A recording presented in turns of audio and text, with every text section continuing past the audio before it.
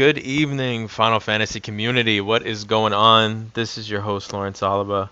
Welcome back to the US OCTGN Open. This is our second semi-final match. It's going to be between Alejandro and Chris.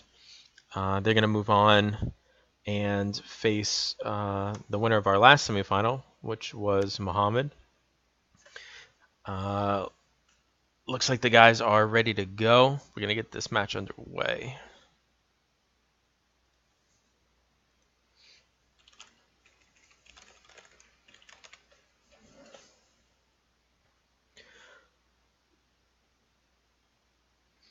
Alright, so it looks like Alejandro, his name is Draxon. Chris is Dream Master. Alejandro is going to be going first.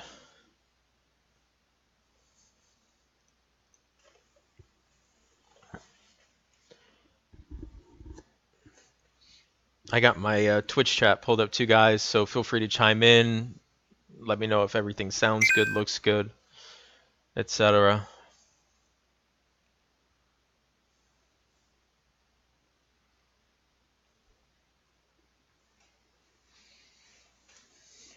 Alright, guys, so Alejandro, that's Draxon, he's going to be playing Water Ice deck, and Chris, that's Dream Master, he's going to be on Fire Ice. So it'll be very interesting to see what these decks can do in this Opus 8 meta. See Alejandro discarding a Glacia for the Opus 2 Jill Nabat.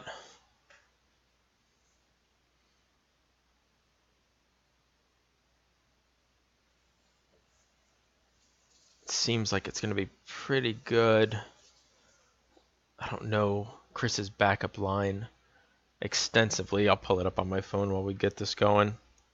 But that Jill seems like it's going to be pretty relevant in this matchup since Chris is playing part fire.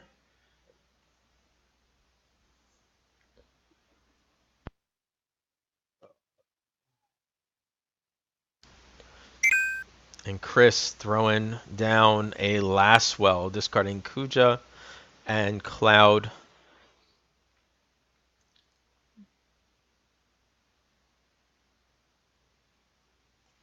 Very interesting. So he's just going to open game one, try and aggro Alejandro out.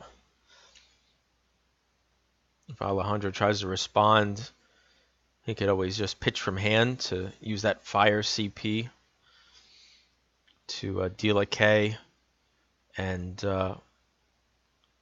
dull freeze on attack. So that'll be interesting. Alejandro playing the backup game. He's going to ramp and rip a card while he's at it off of that Edward.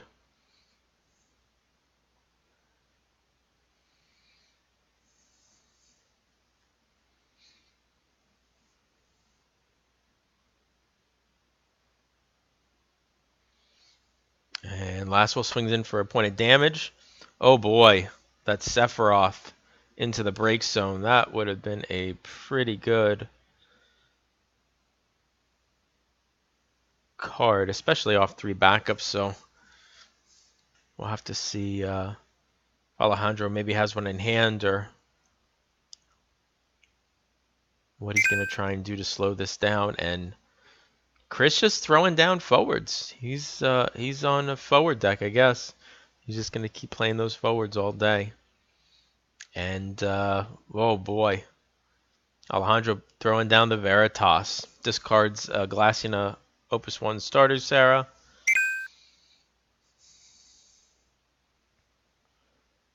So he's forcing Chris into a position where if Chris wants to continue the aggro, he's going to have to pitch from hand to get that dull freeze on the Veritas.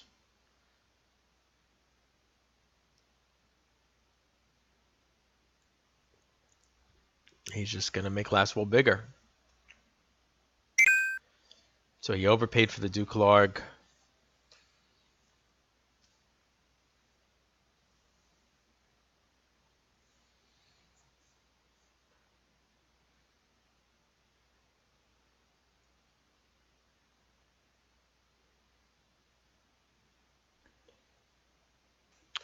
Definitely an interesting play style from Chris right now. Just trying to shake things up because he plays 7 summons and 17 backups. So um, very interesting lines. Alejandro's going to go ahead and swing with the Veritas, getting rid of that Phoenix, which seems pretty good. Yeah, Alejandro just going to town on those backups. So dulling 2 and discarding a Mirror Web for the Assail. He wants that Renoa, so he's going to overpay from hand, get that full cost going, and blink that Veritas. And just like that, Alejandro is in a commanding position with Chris only having 3 cards in hand. Very risky, Chris trying to get that aggression out early, but boy, Alejandro just having those answers ready to go.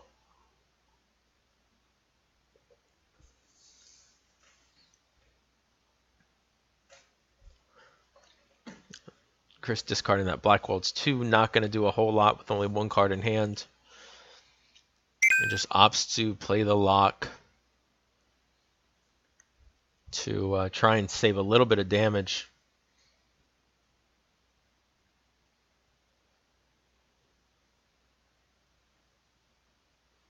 Oh boy. And Alejandro just answering. And now he's created a situation where Chris is in a really bad place.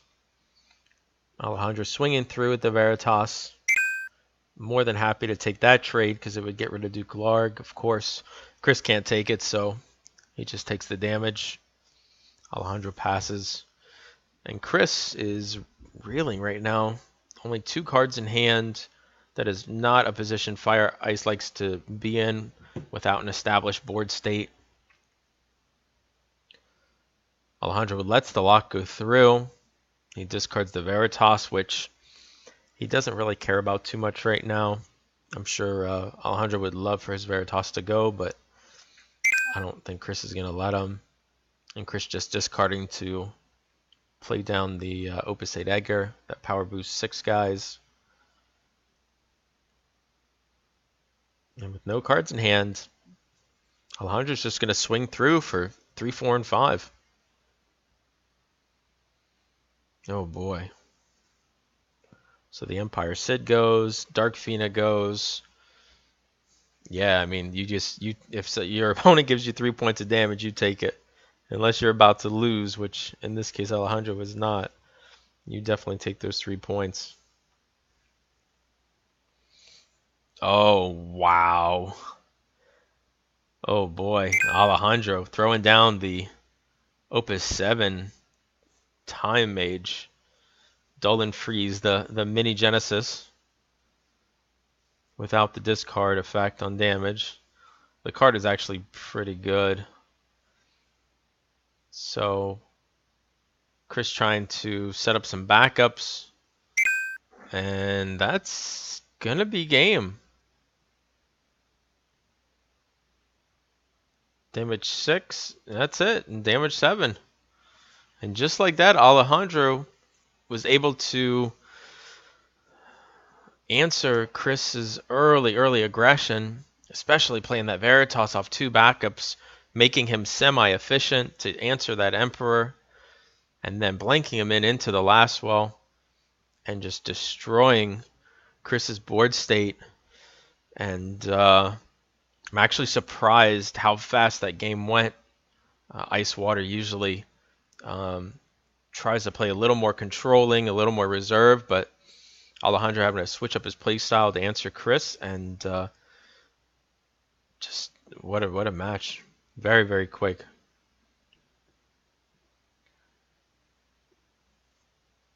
You know, and a lot of times when the Fire Ice deck, I think that if you open very strong and very aggressive, and your opponent doesn't respect that, and they just try and set up the backups, I think it can be over very quickly. I don't know if any of you guys watched the Water Cup over in the UK, but I think it was like round 3 or 4. Jonathan Ho. He's a guy I've been playing with a little bit and testing with. He was on stream playing Fire Ice, and the exact same thing happened. He came out very aggressive against Jimmy Faulkner's Water Wind and just went to town, and just damage 7 came out of nowhere. So I think that's what Chris was trying to go for, but unfortunately for him, Alejandro had some answers, had some great answers.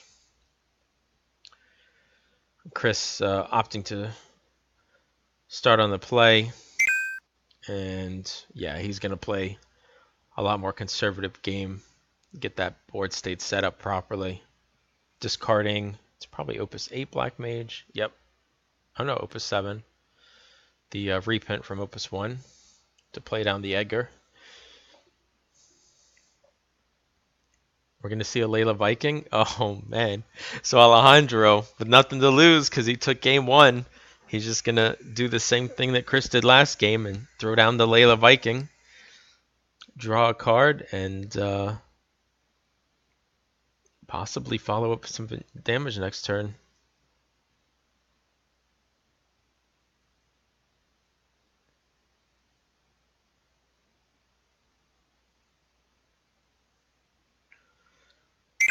Alejandro passing, so just the Layla Viking setup. He wants a couple of early points of damage. Don't blame him there.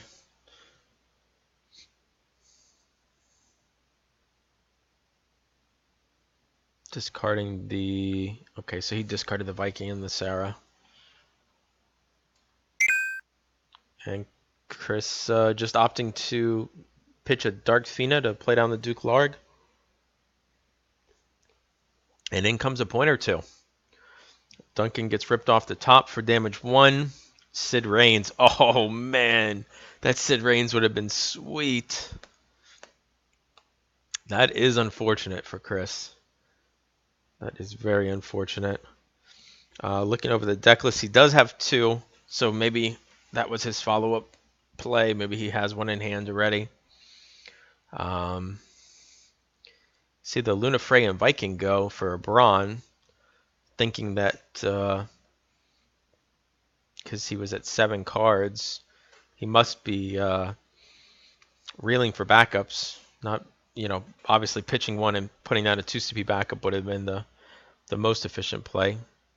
But we'll see what else is he gonna do. He discards a Black Mage and a Famfrit. Oh, onto Layla to blink her in for another Viking that's in the break zone already. That Alejandro was able to pitch due to the Braun. And just like that, Alejandro, as long as looks like he's going to get that Viking back in play. It's going to come inactive for a blocker in case there is a haste target for Chris's side.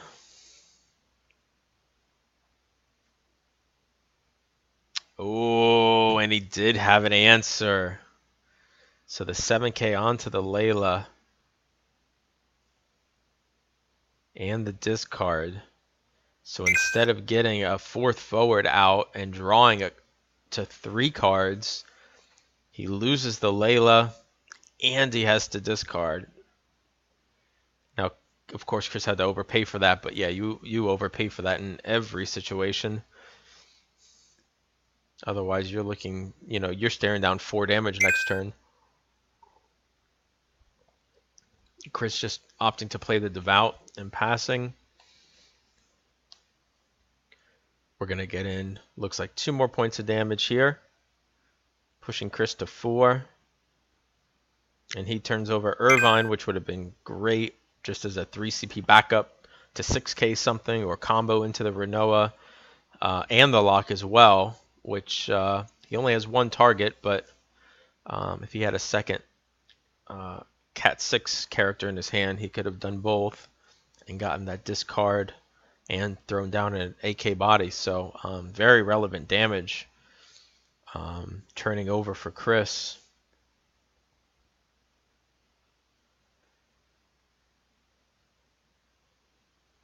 any of you guys just joining us, this is game 2.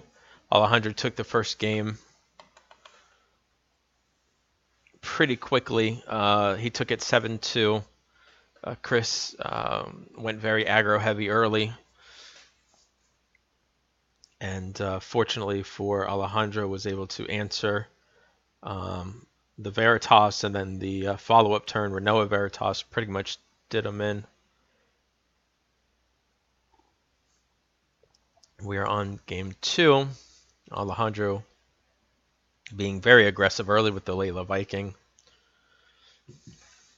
And already we see only 37 and 34 cards left in deck, so they've only gone through about 13, 16 cards each. And we see Alejandro pushing 4-0. Now, if I'm not mistaken, the Ice Fire deck that Chris is playing, they generally like to operate on 3 to 4 backups. Obviously, 5's the best, but I think it can operate pretty comfortably on that. Just looking over Chris's list and what he has or what he can do. The Irvine would have helped. He does run a Black Waltz. He could, get rid of the Viking. It's not ideal, but at least to do something there. We see an active Devout, which I think he's got maybe a couple of targets. Maybe Laswell.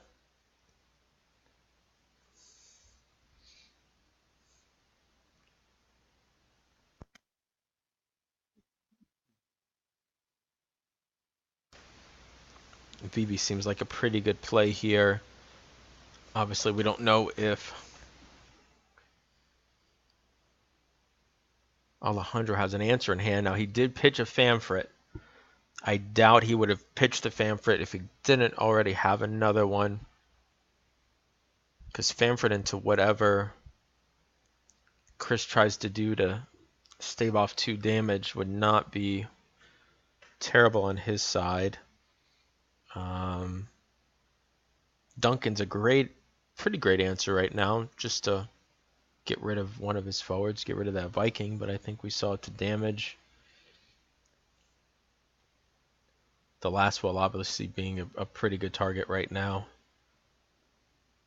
because it could come in, ping to dull freeze the Renoa, and then the next turn, he got down another fire backup, he could have just 1K'd the Viking.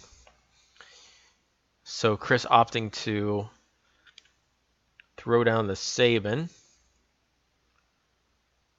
pitching 1 and dulling, and then he's going to break the Devout.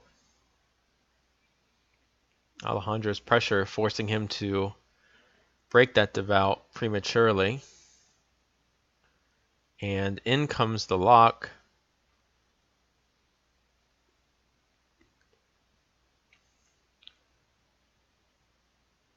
And Alejandro just pitching the Sephiroth, which would have been a pretty good turn follow-up, but Chris only having 1 card in hand, not ideal. We can't see a party attack from a Renoa Viking right now. Obviously, they're on different elements. 4 cards in hand. Be interesting to see what Alejandro chooses to do. The Water Ice deck usually operating very, very well on 5 backups. Depending on his hand, I would just opt to, set up my backup line, yeah, that's exactly right. Don't overextend with that Cloud of Darkness or try and pitch more cards in hand. Just get a backup down, get a couple backups down. Chris wants to start pushing in some damage, it's fine. You're ahead 4-0.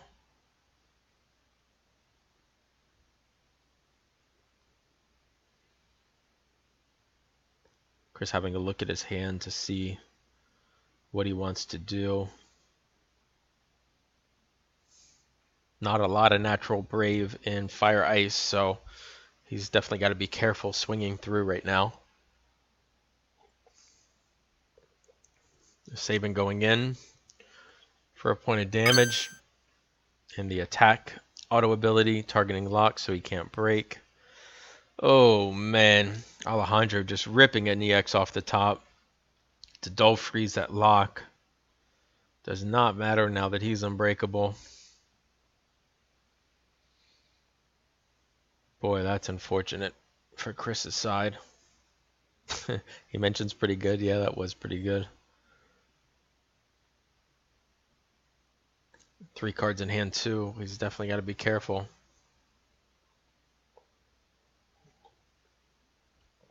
Chris already being down a game too. I don't know if I would have attacked through there. I mean, Alejandro could have had the Kujin just played it out, but he would have had to play out almost his whole hand to do it with no ICP down and only 2 backups next turn. So wouldn't have been too game breaking.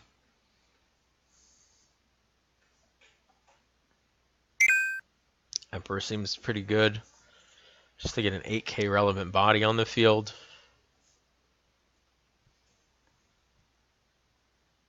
Of course, if Alejandro has an answer, then he has an answer.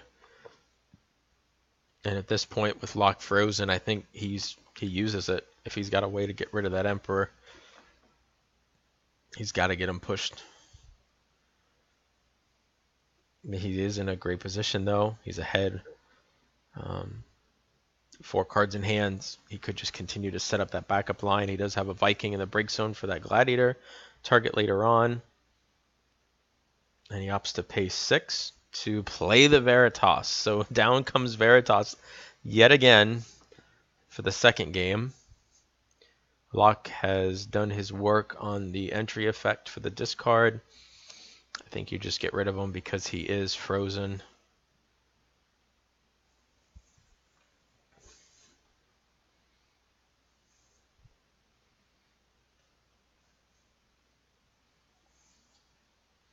Chris having a thought or two, I guess, trying to figure out what he wants to get rid of. He obviously can't afford to get rid of the Emperor, because then he just auto takes 2 damage.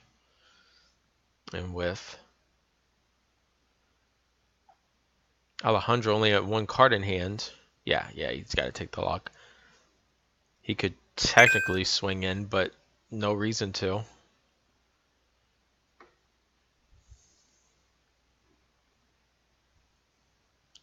Maybe that Veritas was a little premature. Maybe he could have just played down the Gladiator and kept hand size. That's probably the right play. He wasn't planning on swinging through anyway. And it just sets up Chris that if he draws another lock, he could just, play it down and rip the last card from his hand. So, don't know if I'm a huge fan of that line. I think I just would have played down the Gladiator. Right? Pulling back a Viking is always relevant. This game is not going to deck out.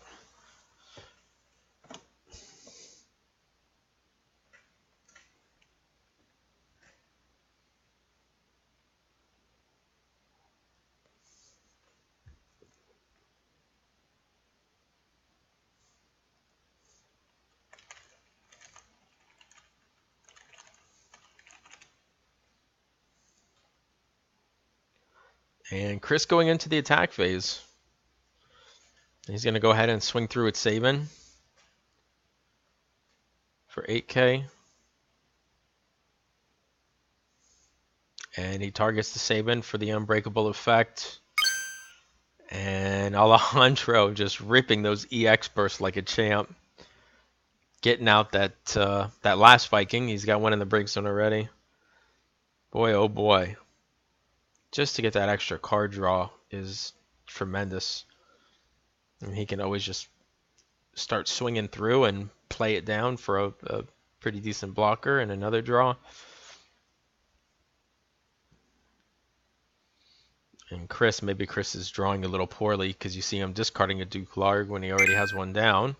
But he does get a Celeste down. Celeste is a lower key Opus 8 card that has been played a fair amount in a lot of these newer Fire Ice decks.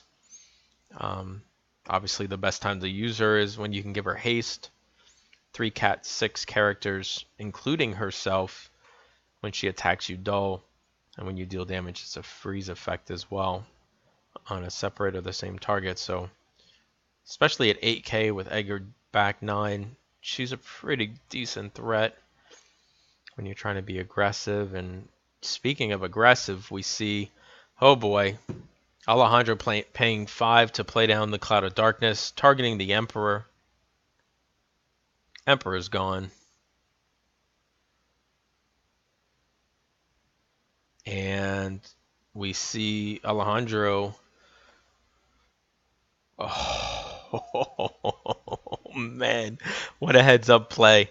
That Gladiator 3 CP or less standard unit. Doesn't have to be water, so the Time Mage comes in. In comes the Viking. In comes Renoa. In comes Veritas. And boys, just like that, Alejandro has won both games 7-2. And boy, I'm kind of speechless. This went a lot faster than I thought it was gonna go. And good night, good night. Those double EX this game for Alejandro just really helped set him up. Gave him that extra card so he can do that very crippling Gladiator into Time Mage play out of nowhere. I assumed it was just a Viking to get a card for follow-up next turn. But yeah, that Time Mage, boy, woo, that was pretty sick, pretty sick.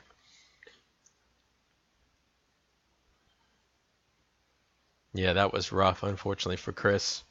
So all you guys that are still here, want to let you know that Alejandro is moving on to the finals with his Ice Water deck. He's going to be playing Muhammad Ahmad, who's on Mono Water. So that'll be a very interesting match to see how this newer Ice Water deck with the Veritas is going to be able to combat against this Mono Water deck that's made a pretty big resurgence into that top tier 1 status, this Opus. And I'm going to get with those guys. We'll probably get it streamed live here in the next few days.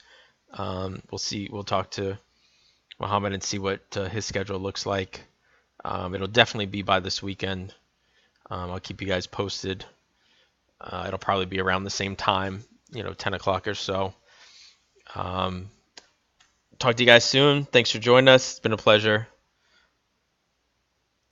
And hope you guys have been enjoying the tournament. We got one more pretty solid game coming up. Cheers, guys. And once again, want to just shout out and thank our sponsors on the left. If you guys need anything, check them out. I know Cards of Ivalice, they got it going on. The Emmy Games just made a big post as well about a restock and everything. So check them out. If you guys need anything, you're always welcome to message me. And good luck to all of you that are going to Portland.